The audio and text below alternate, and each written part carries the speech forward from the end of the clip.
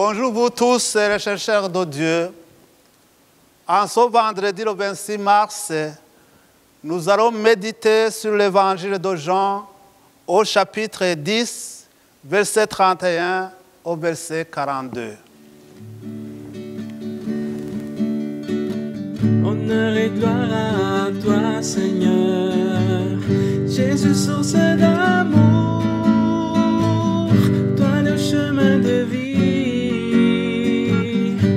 le roi de la paix, Jésus, Jésus, Jésus. Honneur et gloire à toi, Seigneur, Jésus, parole de vie, toi lumière dans ma vie, la joie dans mon cœur, Jésus, Jésus, Jésus. Le Seigneur soit avec vous et avec votre esprit. Évangile de Jésus-Christ selon Saint Jean. Gloire à toi, Seigneur. En ce temps-là, de nouveau des Juifs prirent des pierres pour lapider Jésus. Celui-ci reprit la parole. J'ai multiplié sous vos yeux les œuvres bonnes qui viennent du Père. Pour laquelle de ces œuvres voulez-vous me lapider? Ils lui répondirent, ce n'est pas pour une œuvre bonne que nous voulons te lapider, mais c'est pour un blasphème. Tu n'es qu'un homme et tu te fais Dieu. Jésus leur répliqua, n'est-il pas écrit dans votre loi, j'ai dit, vous êtes des dieux. Elle appelle donc des dieux ceux à qui la parole de Dieu s'adressait. Et l'écriture ne peut pas être abolie. Or, celui que le Père a consacré et envoyé dans le monde, vous lui dites, tu blasphèmes. Parce que j'ai dit, je suis le Fils de Dieu. Si je ne fais pas les œuvres de mon Père, continuez à ne pas me croire. Mais si je les fais, même si vous ne me croyez pas, croyez les œuvres. Ainsi, vous reconnaîtrez, et de plus en plus, que le Père est à moi, et moi dans le Père. Eux cherchaient de nouveau à l'arrêter, mais il échappa à leurs mains. Il repartit de l'autre côté du Jourdain, à l'endroit où au début Jean-Baptiste baptisait, et il y demeura. Beaucoup vinrent à lui en déclarant, Jean n'a pas accompli de signe, mais tout ce que Jean a dit de celui-ci était vrai. Et là, beaucoup crurent en lui.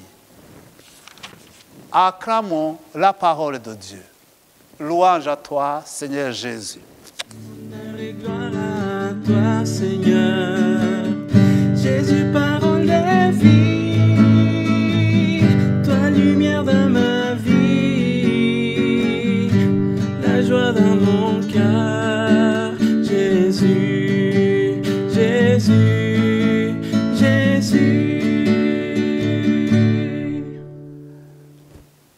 Dans l'évangile d'aujourd'hui, Jésus est menacé de mort par les Juifs. Les Juifs n'avaient pas d'argument pour venir à bout de Jésus. Alors, ils vont faire recours à la violence pour finir la discussion. La violence est toujours l'argument le plus médiocre. Ici, mes chers amis, nous voyons que la vie de Jésus n'a pas été du tout facile.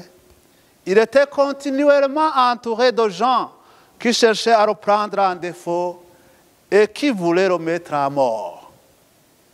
Aujourd'hui, l'Évangile nous dit que les Juifs cherchaient de nouveau à le lapider.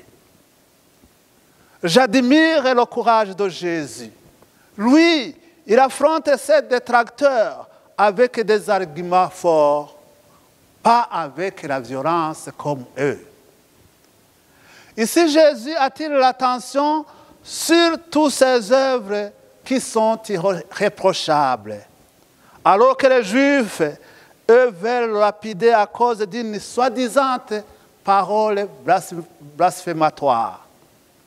Je dis soi-disant parce que Jésus le prouve sur le champ que cette parole est bel et bien correcte. Simplement, cette parole est révolutionnaire. C'est l'identité de Jésus. Elle est révolutionnaire parce qu'elle vient chambouler tous les schémas et toutes les idées préconçues que ces Juifs avaient sur le Messie qu'ils attendaient. Et c'est pour cela qu'ils sont remplis de colère et veulent arrêter Jésus. En observant le comportement de Jésus, les Juifs auraient dû soupçonner qu'ils pouvaient se tromper dans leur jugement. De plus, la réplique de Jésus se fonde sur l'Écriture sainte. Et nous savons que les seuls arguments que les Juifs acceptent, ce sont les arguments bibliques. Et c'est pourquoi Jésus les utilise souvent pour légitimer son comportement. Et le psaume 82 au verset 6 mentionne cette phrase « Vous êtes des dieux ». Et la tradition juive identifiait les juges à Dieu parce qu'ils accomplissaient une des fonctions de Dieu sur la terre, la fonction de juger. Jésus a enrichi son argumentaire en disant que si le Père l'a envoyé dans le monde et l'a mandaté, pourquoi ne serait-il pas alors le Fils de Dieu? Et d'ailleurs, les œuvres qu'il a accomplies le prouvent. Parce que c'est par la puissance de son Père que Jésus parvient à accomplir de telles œuvres remarquables. Comme on doit juger l'arbre à ses fruits, ces Juifs verront bien que non seulement c'est Dieu qui agit par Jésus, mais surtout que Dieu et Jésus sont en accord parfait, parce qu'ils sont en amour constant. Dommage que ces derniers continuent à endurcir leur cœur et cherchent de nouveau à arrêter Jésus. Mais parce que son heure n'est pas encore arrivée, Jésus repartit de l'autre côté du Jourdain. Mais même devant le danger, Jésus donne son message avant de s'en aller.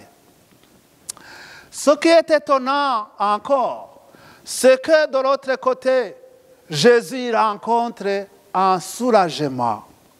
Là-bas, il y a des admirateurs qui sont ouverts au renouveau. En voyant Jésus, ils ne peuvent s'empêcher de le comparer à Jean-Baptiste. Et c'est ainsi que Jésus conquiert beaucoup de nouveaux disciples. Mes chers amis, ce passage nous rejoint alors que nous nous approchons petit à petit de la Semaine Sainte, où nous allons méditer sur le rejet fait à Jésus, où nous allons méditer sur sa capacité à nous aimer jusqu'à la mort. Et cette capacité indique sa divinité qui lui donne le pouvoir d'aller jusqu'au bout. Demandons-lui de nous aider à proclamer hardiment qu'il est Dieu, même si cela nous vaut de l'hostilité. Et qu'il nous donne aussi de confirmer notre témoignage par des œuvres manifestant la miséricorde dont il nous comble, dès maintenant et à jamais. Amen.